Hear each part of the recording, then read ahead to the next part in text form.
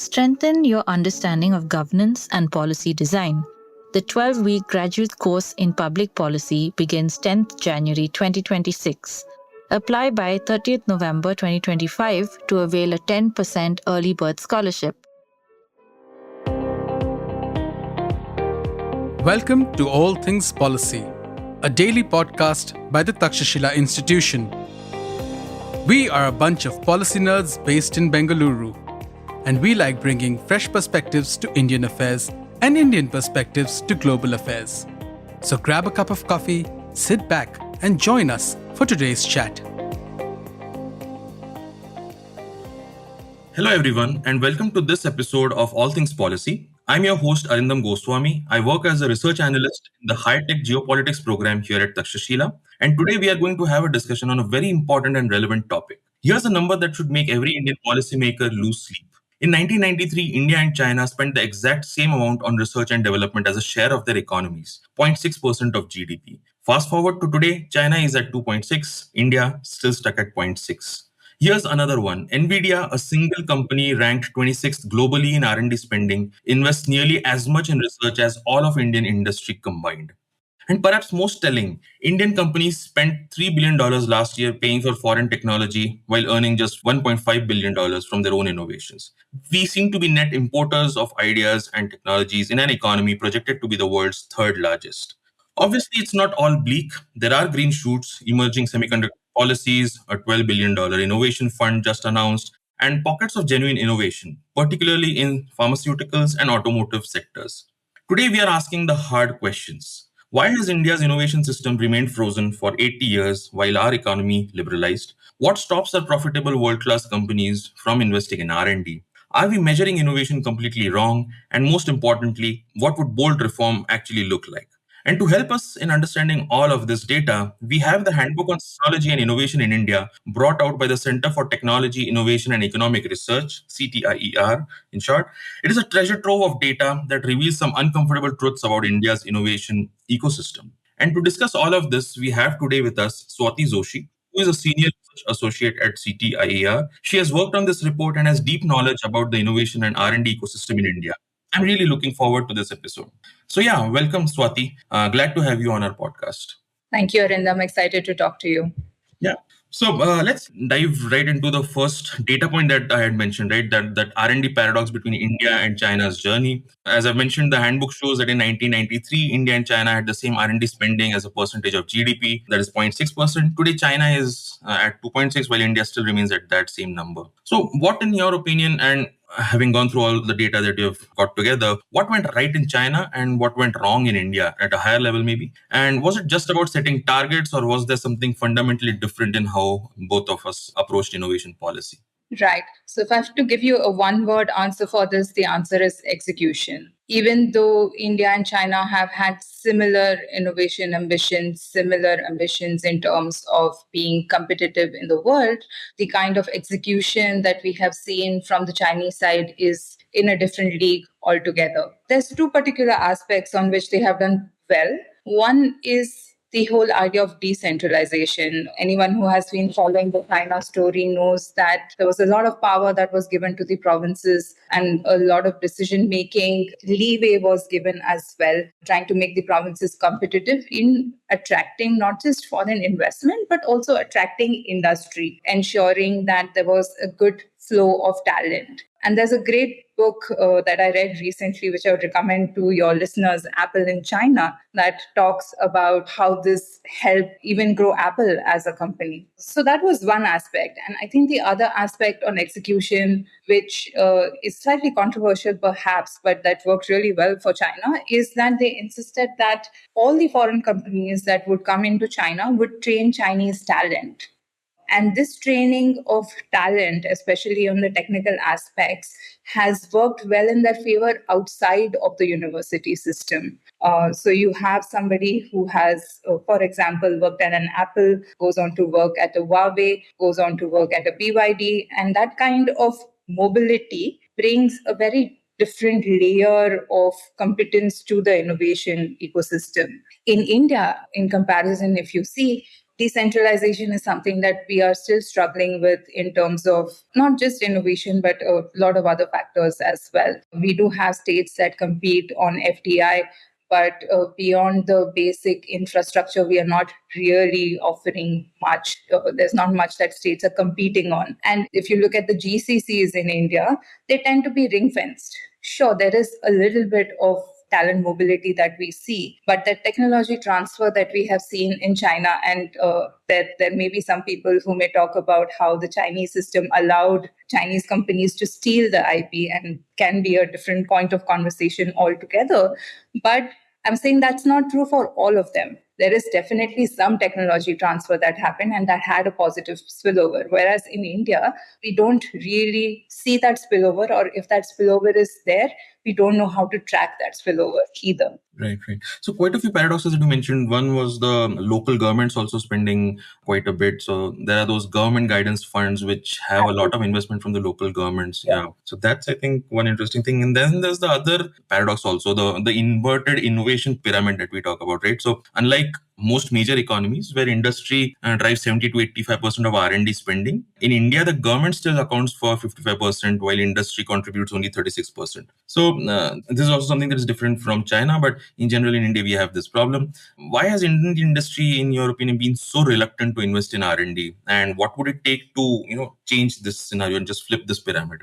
So I think the issue here is, Indian industry definitely does need to invest a lot more in R&D, but there's a more fundamental structural issue here.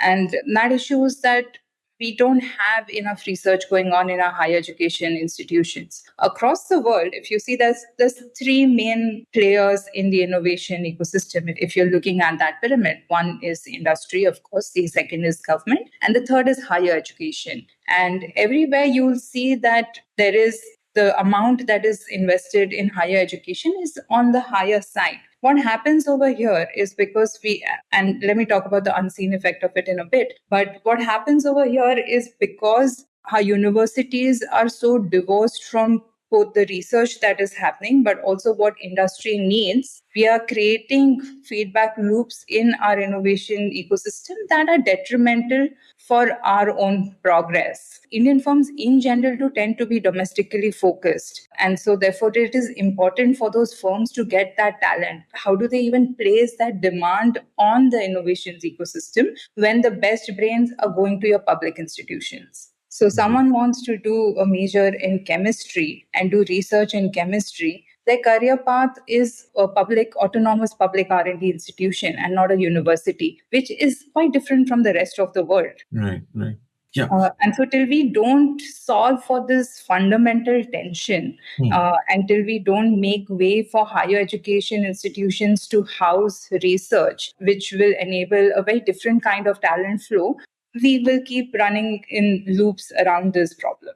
And just sticking to this higher education question, will it'll also require those industry linkages, right? The forward linkages with industry to commercialize whatever research goes on in the higher education institutions. So what's your thought on that? Absolutely, it does. And so right now, and that's exactly what I was trying to say earlier as well, that because most of our research that takes place in the country, or whether it's basic research or applied research, it's taking place in autonomous public funded institutions that are entirely divorced from the rest of the innovation ecosystem. And so if there are technologies over there that can be commercialized, those linkages don't tend to be well developed. If industry would need to train their own students, it requires jumping through multiple loopholes to actually get someone to train your staff. Because just imagine if this research was actually housed in a university where you have professors who are interacting with industry, who are not just teaching, but also looking at what are the latest methods in their own area. It makes such a big difference to the student. So our founder, Naushad Forbes, often talks about Stanford's contribution to world innovation. And he often says that Stanford contribution is not so much the startups or, any of those kind of institutions. It's the students.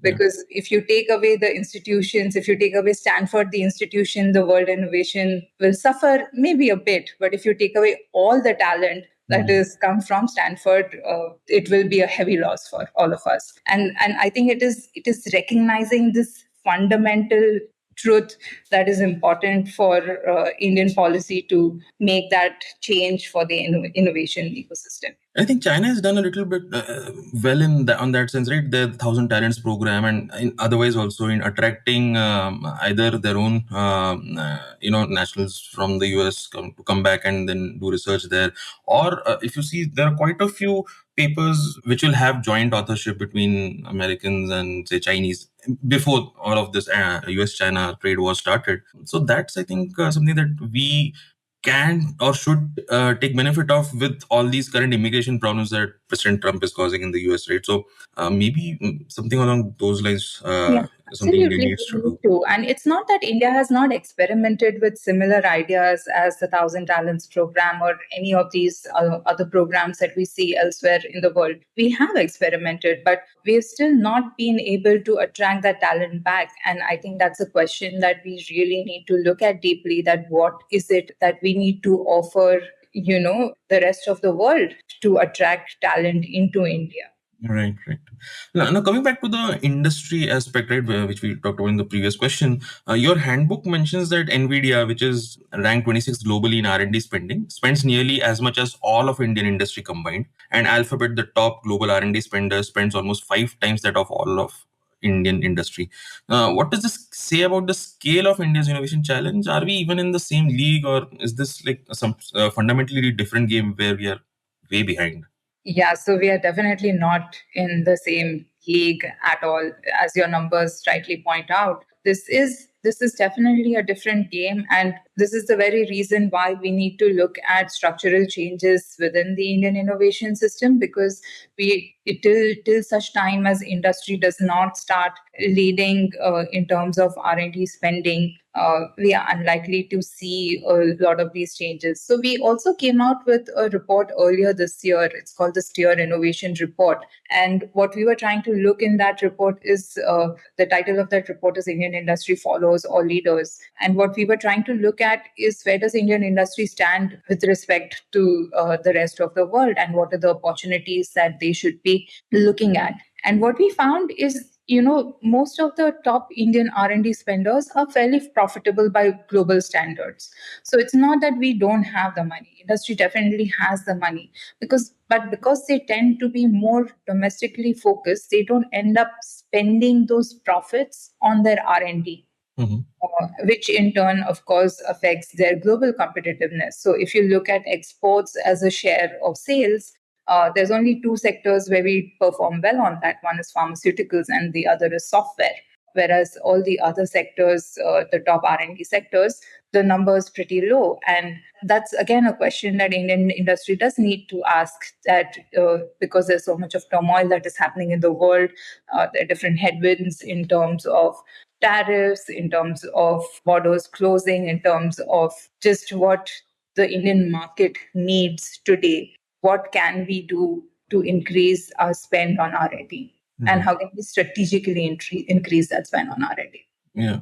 I mean, even the Indian IT giants, right? That you just mentioned, TCS and Infosys, they have R&D intensities as low as 0.5 to 1.3%, while global software companies average 14.5%, right? And so, but these companies are enormously profitable. They're globally competitive.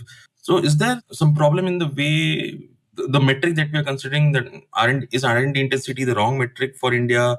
Are we missing out on becoming true product innovators in some way? Is the focus of the industry wrong in some way? You mentioned about export orientation also being an important factor, right? For example, in the electronics manufacturing sector also, we have sort of an inverted tariff sort of structure, right, where we have put tariffs on components in the hope that that will spur innovation, but that hasn't really happened. What's really happened is the companies have gone for cost arbitrage even over this, and then they are still not. Although we are targeting export markets, it has not yet led to innovation as such from Indian homegrown electronics manufacturers. So, is there something? Like, what's really keeping us behind? Even global giants like TCS and Infosys aren't investing a lot in R&D. Yes, there's multiple questions, and then let me just unpack them one by one. One is the question of the metric of R&D intensity and whether that's the wrong metric for India.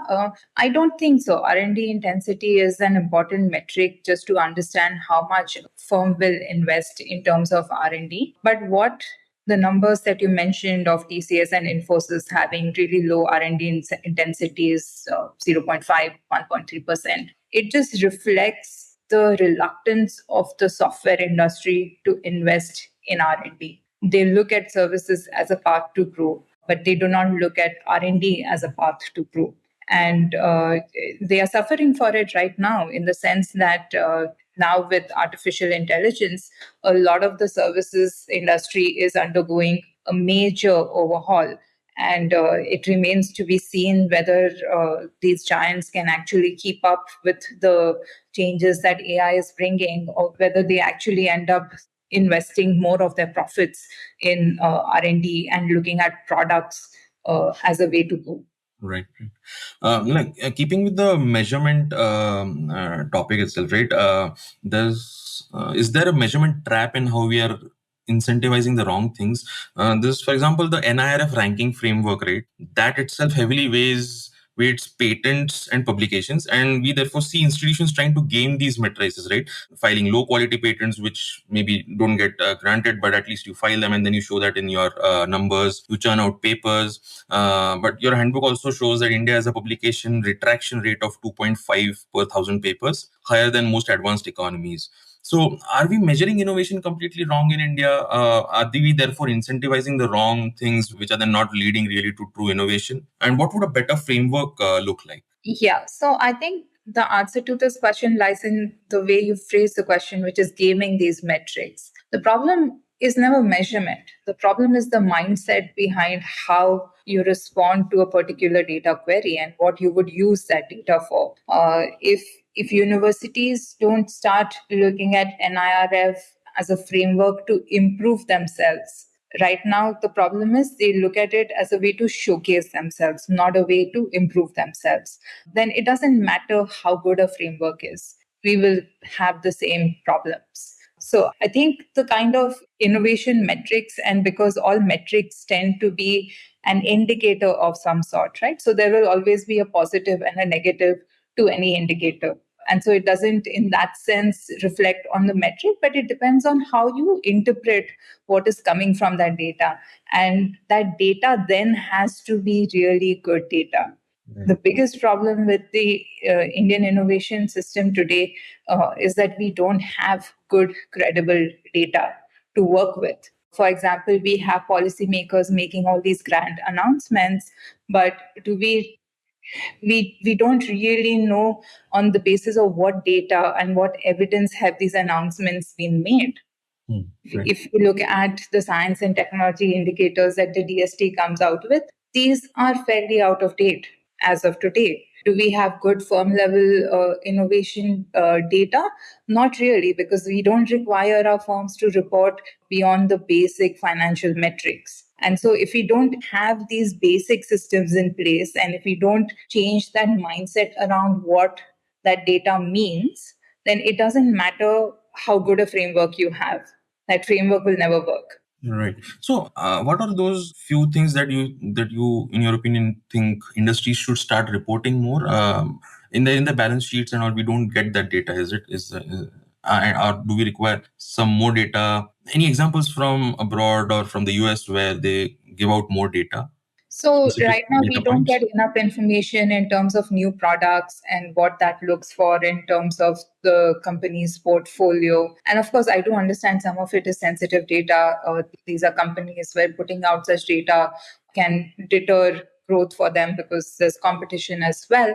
But there are certain ways to report information on both product and process innovation, and we don't really get that kind of data. And there's something that we had attempted at Steer when we were doing this project with Stanford University on management practices, where we reached out to firms and we were asking about product and process innovation. And the idea was whether firms can really look at management as a technology to improve outcomes.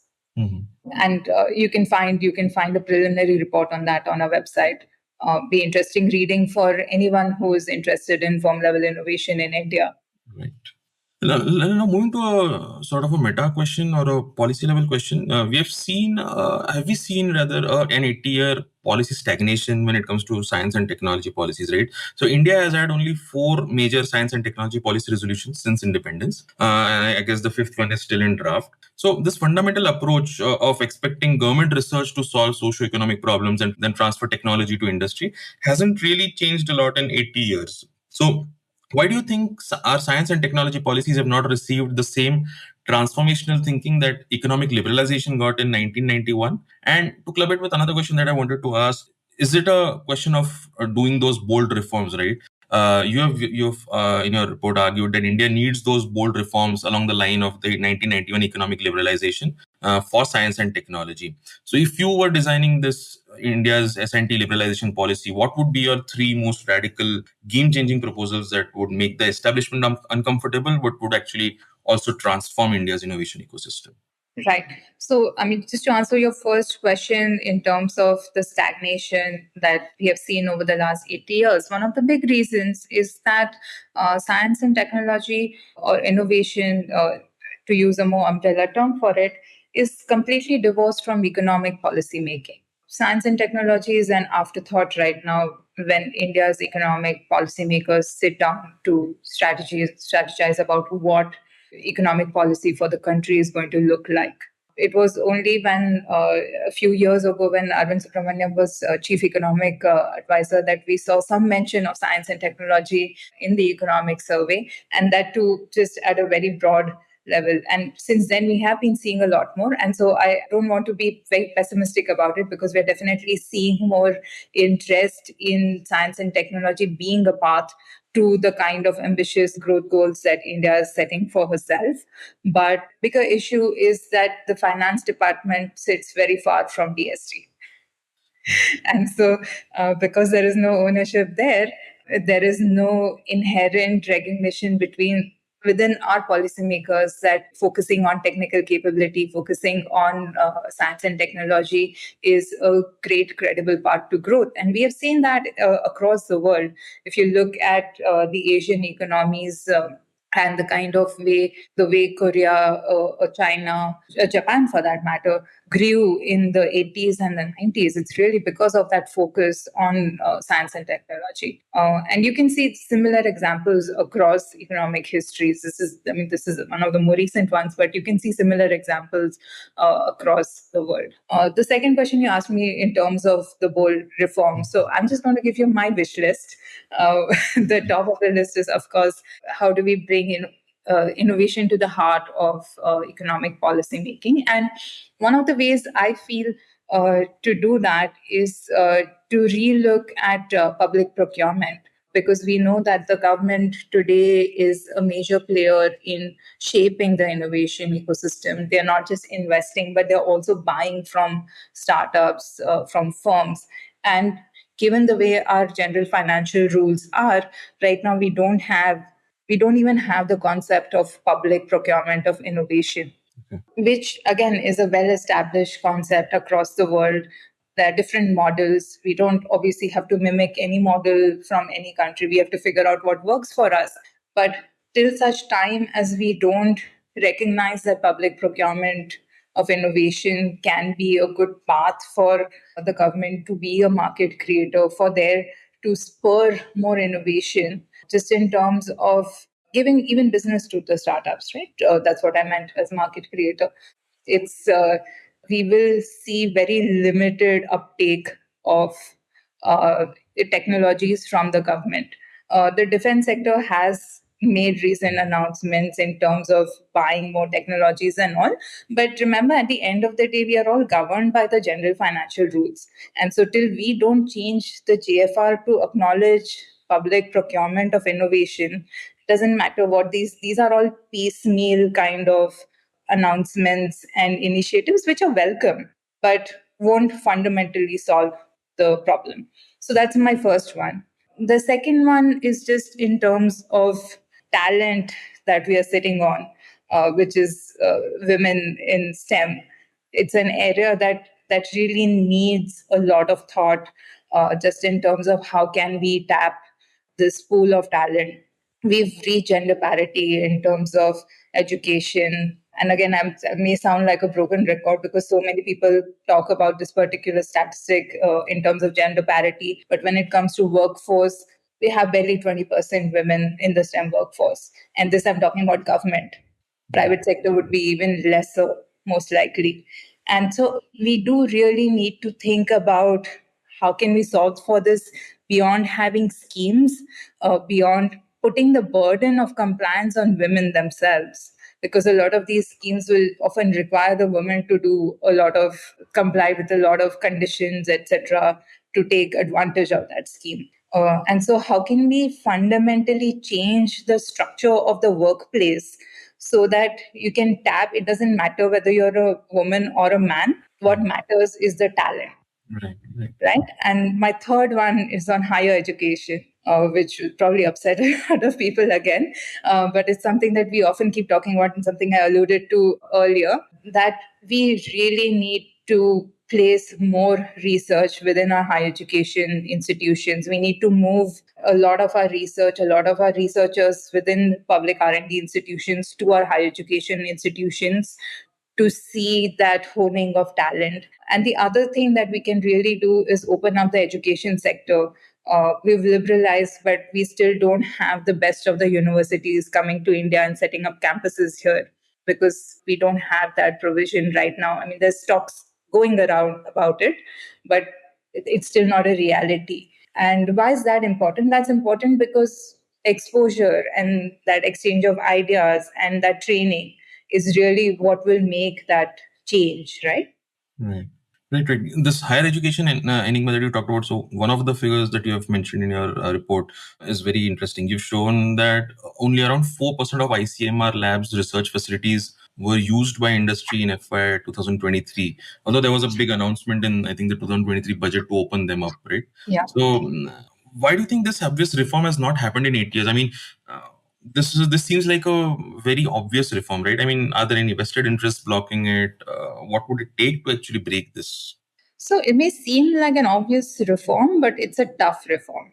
It's not, I mean, there may be vested interest, sure, but it's also a structural reform in that sense, right? Because it requires us changing up from the colonial set of institutions that we have inherited and changing the form of those institutions to address today's context and needs.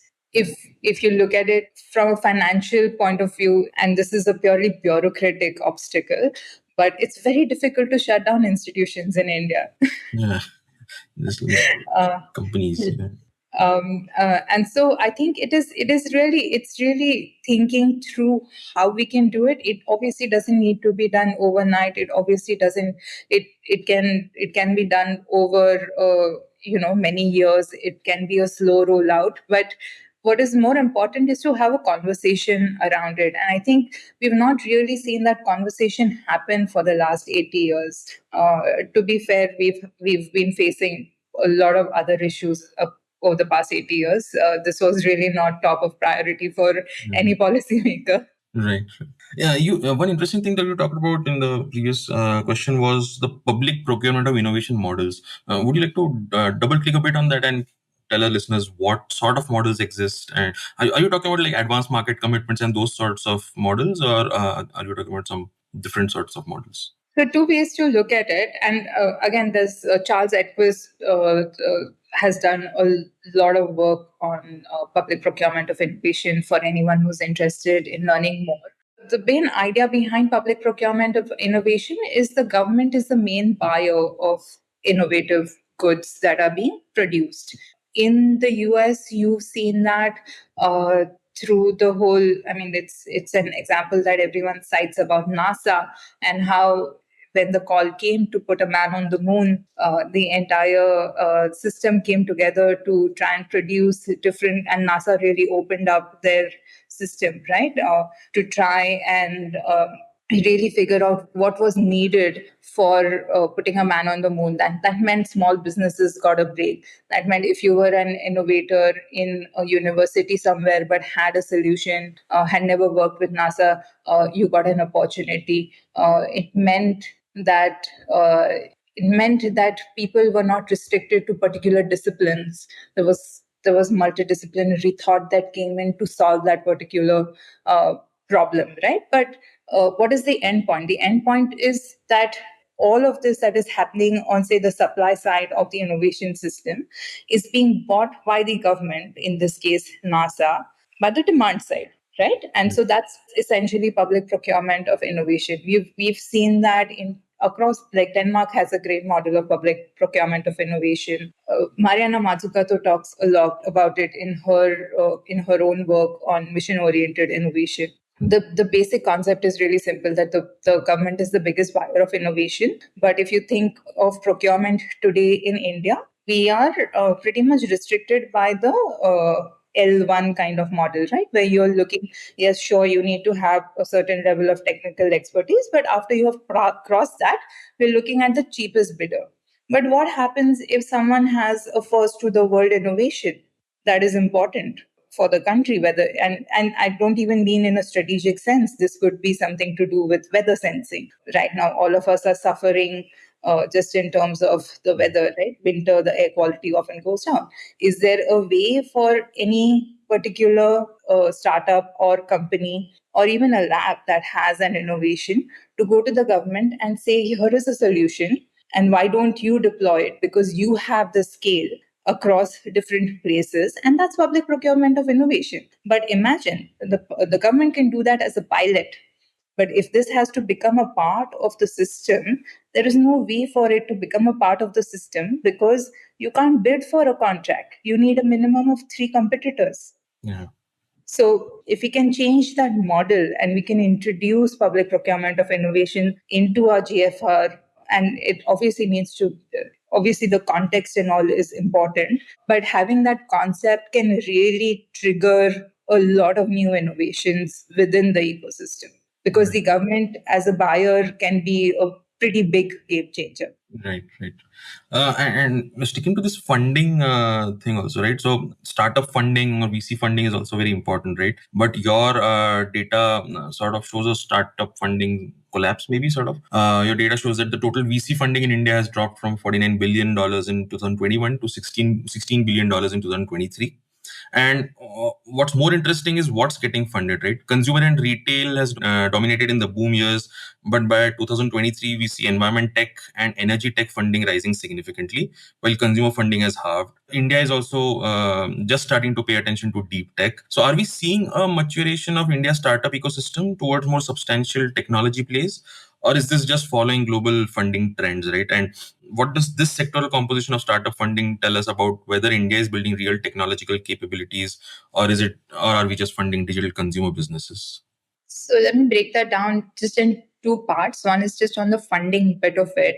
And yes, that is definitely following a global trend that we've seen that drop in venture capital across the world. People have talked about this funding winter, so I won't really go into the details of that, but that's something we are seeing globally, and India is not an outlier in that sense. There is also a lot more going on in the VC space in terms of the amount that they can invest. With the American situation, the money coming in is again not at the same levels that we have seen earlier. So that's one aspect. The other aspect is how the Indian startup ecosystem looks like, right? So if you look at numbers, we are the third largest startup ecosystem across the world, but we are a distant third. There is a huge gap between China and us. And that's something that we do need to acknowledge. We should also acknowledge the fact that even though we are the third largest, a lot of our startups are really in consumer tech or in the services space and not really in the product space. And if we were to apply the same logic that I was telling you earlier about exports being a big thing for Indian firms, export should also be a big thing for Indian startups, for example, as a metric for growth. We don't really see that happening, and that to me is symptomatic of the of what's wrong with the Indian innovation ecosystem is that we don't have the right incentives in place for us to actually produce or make products that are globally competitive. That's not to say that we don't have outliers. We have great examples, whether it's a Agnikul or there's just so many of these startups that have made a global mark. But they are exceptions. They are not the norm. And what we want to try and figure out is how can you align incentives so that they become the norm, not the outliers. Very important here is the talent part, right? And in handbook, it's shown the talent exodus paradox, right? Your handbook shows that India consistently has one of the highest number of outbound tertiary students globally. Yet you know that India has only 260 full-time researchers per million people compared to China's 1849 and US's 4,825. So we are basically producing talent but not retaining it for research. And yet, there's also the statistic of 70% of patents granted to India by US video being from MNCs based in India. So, are we essentially training researchers for foreign companies operating in India and abroad? And what would it take to reverse this brain drain? I'm sure it's not just about money. It's something fundamentally about the research culture and infrastructure. You've talked about it a bit here, but maybe if you want to, delve deep Yeah, into this. sure. So I think one is, of course, the structural shifts that we've kind of spoken about earlier.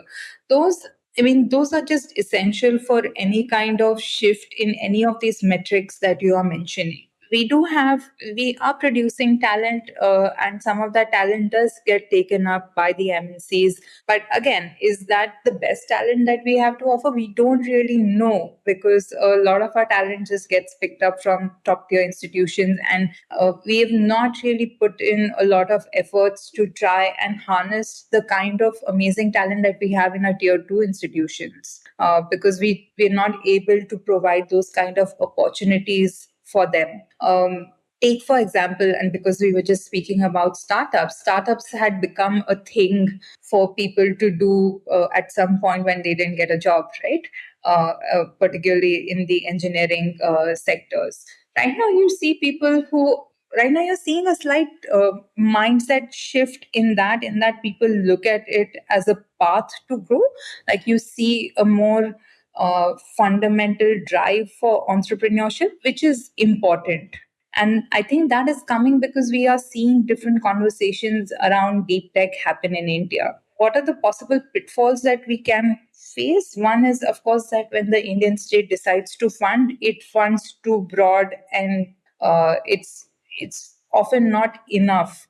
It doesn't fund deeply, and it needs to fund deeply, right? It doesn't need to fund broadly. And the other thing again is where those opportunities are available for the students, just as a career path. So are those opportunities restricted to just a job, or are you increasing that pool of opportunities to entrepreneurship, to teaching, to passing on that knowledge, right? That is important. And that creation of opportunities is something that is really not given a lot of thought, I feel, within our policy discourse today. Like I mentioned earlier, we do have programs where we talk about attracting talent back. But do we have living conditions for that talent to want to come back? It's not a question that we are asking. Take the example of semiconductors, just as an example, right? The semiconductor industry, if you look at the numbers, just in terms of design talent, India has, and this is a BCG report, I can give you the link for it later, and it's something that we've quoted in our work on semiconductors. India has about 20% of semiconductor talent across the world. How many semiconductor firms do we have? Yeah. Not a lot. Nothing that can be at a global level. And so I think that's the question that we need to ask. Yes, we do have talent, but if we do have the talent, are we giving them enough opportunities for that talent to actually thrive? And if we are thinking of attracting people back, are we offering the right set of incentives that will want them to come back, or are we just creating more bureaucratic obstacles for people to just get deterred by? Right, right. Uh, In your report, there are quite a few fascinating,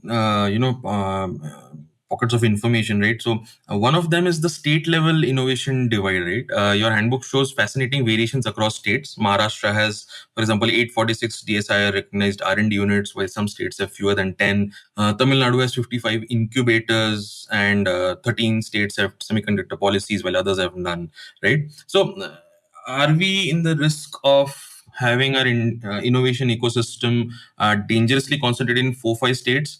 Is this a regional imbalance which could hold back national level innovation growth, or is this concentration inevitable, right? Are those network effects really important when it comes to doing R&D also, right? So balanced innovation ecosystem, is that even something that we should aim for?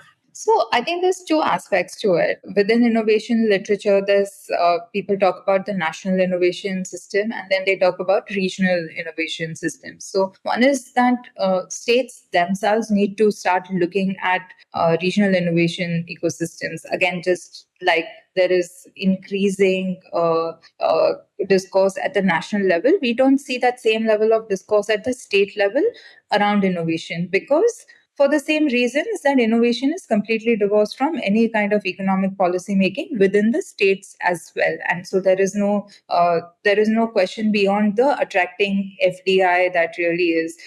While we do have ranking frameworks and all of that, I think we miss the fundamental point, that is that all states don't need to do everything.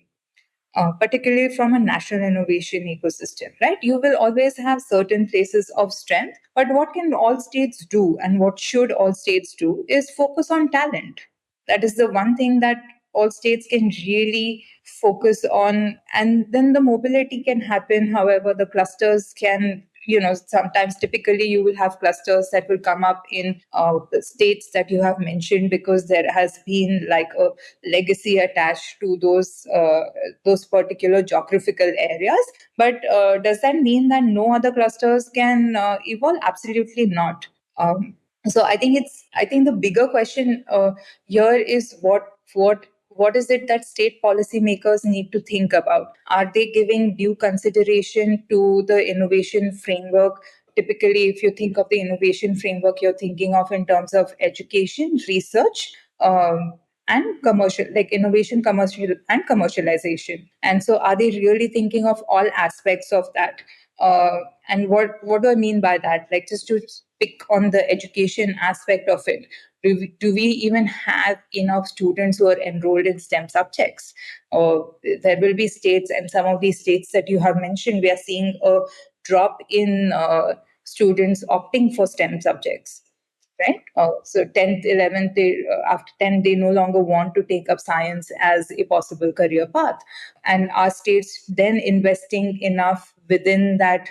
Because this is very much under a state subject. Are states then investing enough of policy time, thought, and resources to try and understand the long-term consequences of that and correct for that, right? The second is research. Like and this is particularly to the states, if the states have public research institutions that are located in their particular states, are they doing enough for knowledge within those research institutions to flow to the universities around? Is there, for example, and then knowledge doesn't have to be just people, right? Sometimes it can be in the use of facilities.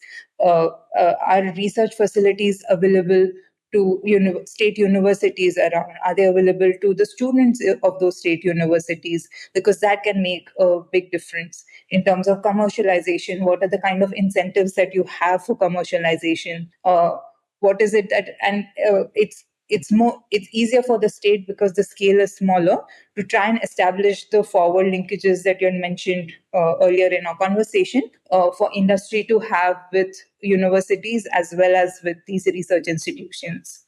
So for states, I think the question is quite different. But today, if you look at our states' ranking frameworks, and it doesn't matter like which one you pick, it could be the startups, it could be the India Innovation Index, they don't really capture these nuances. Right.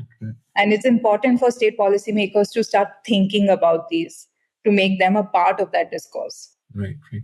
Now, coming to our last question and something that's related to a national level thing that we're doing, there's the ANRF that we have right now, and then there's the Research and Development Innovation Fund that's been announced.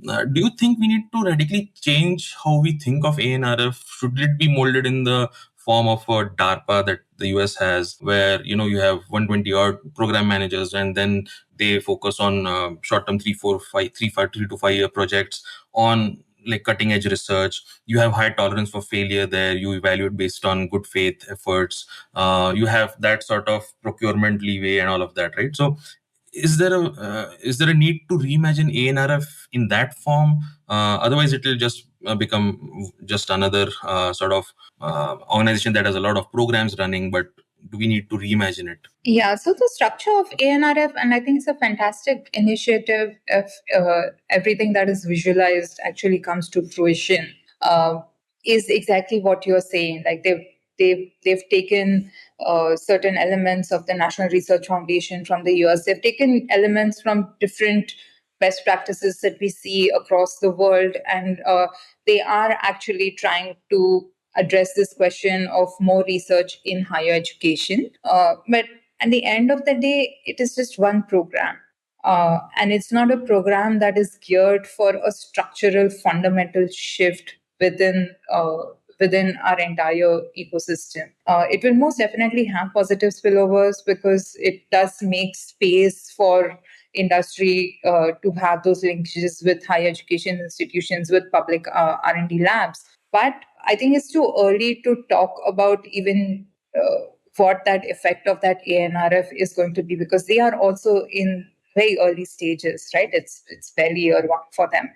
They're just putting out calls for a lot of these newer partnerships to take place, and it's going to be an uphill battle for them because you have to find that right kind of fit of not just industry but also university and also public institution, right? In different places across India for it to have that cascading effect, for us to reach that critical mass. Once you reach critical mass, it doesn't matter so much. Then you can make any tweaks to the policy. But the bigger problem is, how do you reach that critical mass? The biggest danger that the ANRF has, which all government programs have, is spreading too thin. Yeah, yeah. They need to be very careful about how they are choosing, what they are choosing. And it would be good, and I have not seen a lot of documents around this, but it would be really good for researchers to try and understand what is the thinking behind even choosing some sectors that they have chosen to invest in. What is the kind of data that they are using? Because remember that innovation, and we talk about innovation a lot, but innovation is not just about startups or industry or government. It's also like a second layer of research. People who are looking at firm level innovation, people who are looking at national innovation metrics, and that second layer of people is really people who will be able to inform what makes for a good policy. And right now, I'm not entirely sure if that is being considered. Right. Thanks, Swati. I think this was a wonderful discussion that we've had. I would encourage our listeners to, read the report that Steer has come out with. It has fascinating tidbits of information, very well collated, very well put out, and quite a few eye-opening indicators also. Yeah, thanks, Swati, for joining us. Any parting thoughts if you have? Thank you so much. I mean, just on the handbook, since you mentioned it, particularly for those who are looking at it for the first time, I'd like to point out that one of the things that we really try with the handbook is look at different sources for indicators and try and present just the data for the reader. We are not presenting any analysis. We are making conscious effort to not present any analysis or our thoughts, because we want people to just look at that data and start figuring out their own stories around what that data can actually mean. We do present our thoughts in the essays that are right at the start of the handbook, but those are just a few things that we pick up. I would really encourage people to look at the data, question the data, and of course write to us if you have any questions. We are very happy to always get feedback on the handbook. I will also share with you links to all the other reports and work that I mentioned during our conversation. Thank you for having me. It's been a pleasure. Yes, been a pleasure. Thank you. Thank you. If you liked our show, dive into Takshashila's research on technology, strategy, and economic affairs. Check us out at our Twitter handle @TakshashilaINST or our website takshashila.org.in.